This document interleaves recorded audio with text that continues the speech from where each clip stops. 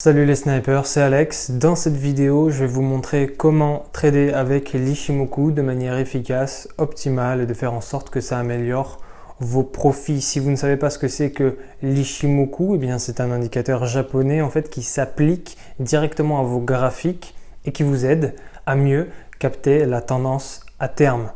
La tendance, mais aussi le prix, la volatilité du marché. Enfin, l'Ichimoku, c'est un tout en un. C'est un peu un incontournable des indicateurs, bien que en France, on n'ait pas l'habitude de le trader. Alors, je sais qu'en France, c'est généralement team indicateur et team analyse technique. Or, il n'y a pas de combat à avoir. Personnellement, je préfère avoir toutes les armes pour gagner la guerre. Personnellement, ça fait quelques années que je trade avec l'Ichimoku et j'ai vu mes profits se lisser, décoller dans le temps. Et d'ailleurs, je vous en parle dans la première vidéo de cette chaîne, comment j'ai pu transformer 50 € en 1000 € grâce à l'Ichimoku, tout simplement en suivant la tendance et en attendant. Alors l'Ichimoku, est-ce que c'est un indicateur miracle ?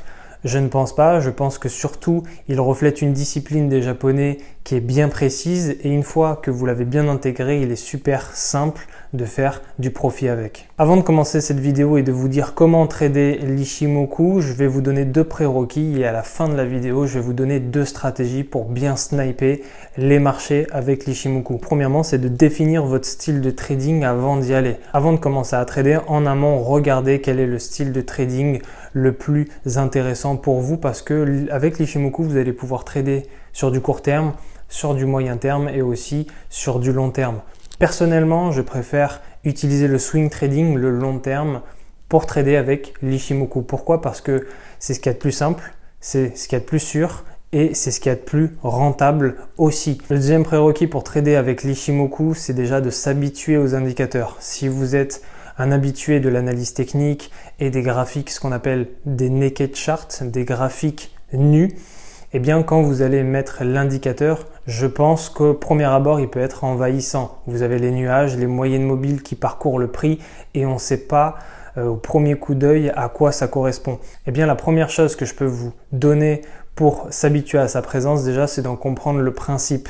Suivez les étapes de cette vidéo et habituez-vous et commencez à trader sur des semaines, sur des mois avec l'Ichimoku et vous allez voir que finalement vous ne pourrez plus vous en passer et surtout vous n'allez plus le voir directement sur les marchés, il va complètement devenir transparent. Donc la première chose à faire pour trader l'Ichimoku efficacement, c'est déjà de capter la tendance de fond. Alors qu'est-ce que la tendance de fond ? Eh bien quand vous tradez en H1, en M30, en M5, en scalping de manière générale ou en day trading, là, il faudra capter la tendance de fond.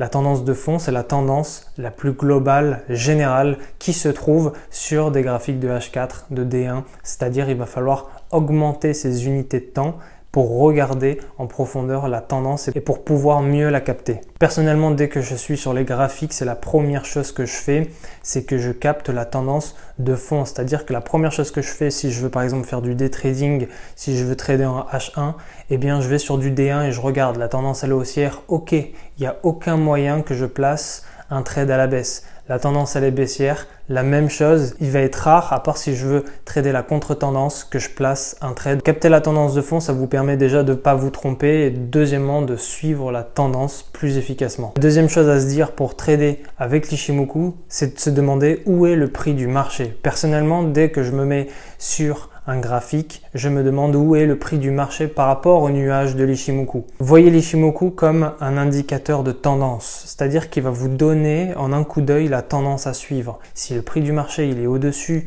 du nuage, la tendance elle est haussière et inversement pour la tendance baissière. Devenez discipliné. Personnellement, ça m'aide à le devenir.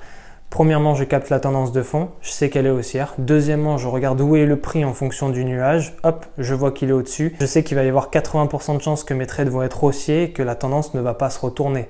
Et la troisième chose à faire pour vraiment bien trader avec l'Ichimoku, c'est de guetter les pullbacks. Guetter les pullbacks, c'est-à-dire éviter les corrections, tout simplement parce que si vous connaissez un peu le trading ou alors si vous savez reconnaître une tendance, et j'en parle dans la vidéo sur ma chaîne qui parle de la tendance, comment décrypter une tendance facilement, vous savez qu'il y a deux choses en trading, une poussée et une correction.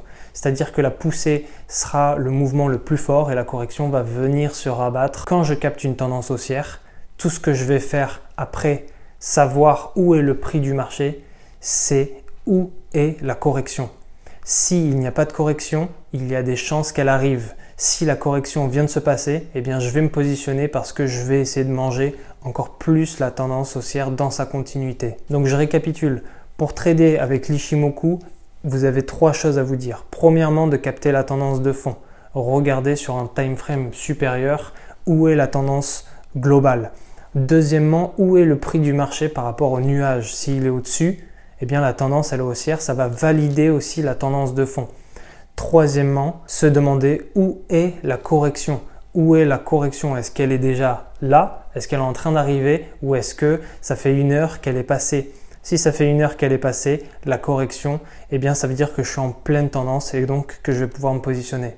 Si vous vous positionnez en pleine correction dans une tendance haussière, c'est-à-dire que la correction, eh bien, elle sera baissière, et que vous vous placez à l'achat pensant que la tendance va continuer, vous allez vous manger tout un drawdown, c'est-à-dire vous allez vous manger tout un négatif et vous allez bouffer votre stop loss et vous n'allez plus jamais vous en sortir et après vous allez avoir une perte, vous le savez, et juste après la correction, eh bien, il va y avoir la suite de la tendance qui va se passer et vous serez dégoûté.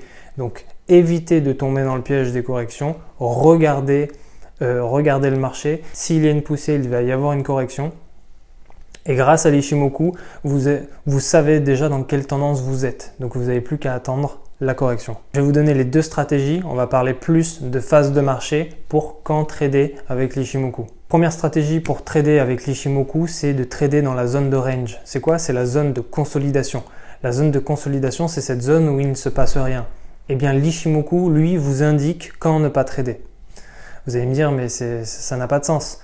La réalité, c'est que la zone de consolidation, beaucoup de traders débutants tradent la zone de consolidation. Mais trader la zone de consolidation, c'est jouer au chat et à la souris. La zone de consolidation, elle agit en dents de scie, c'est-à-dire qu'elle n'a pas de tendance repérable et vaut mieux ne pas la trader. Quand le prix du marché est dans l'Ichimoku, généralement, c'est quand on est en zone de consolidation. C'est logique. Quand le prix du marché est au-dessus du nuage, la tendance elle est haussière. Quand il est en dessous, la tendance elle est baissière. Et bien quand il est dedans, eh bien on est en zone de consolidation. Donc quand vous voyez le prix du marché dans l'Ichimoku, dans le nuage, eh bien vous êtes sûr à 200% qu'il est en zone de consolidation, donc ne pas trader. La deuxième stratégie, c'est de trader le début de tendance. Alors comment savoir qu'on est en début de tendance? L'Ichimoku vous le dit et c'est en ça que c'est un indicateur ultra puissant et qu'il vous faut demain le trader, en tout cas le rajouter à votre stratégie. Selon moi, si vous êtes à long terme, vous pouvez aussi trader à court terme, mais selon moi, il faut le rajouter à votre stratégie. Donc la deuxième stratégie, comment repère-t-on un début de tendance? Quand le prix du marché casse le nuage de l'Ichimoku, eh bien on est en début de tendance. C'est là qu'il va falloir vous positionner. On arrive à la fin de cette vidéo, j'espère que mes conseils sont utiles pour vous. Si c'est le cas, dites-moi en commentaire comment vous tradez l'Ichimoku. Voilà les snipers pour cette vidéo, on se retrouve dans la prochaine. Ciao ciao.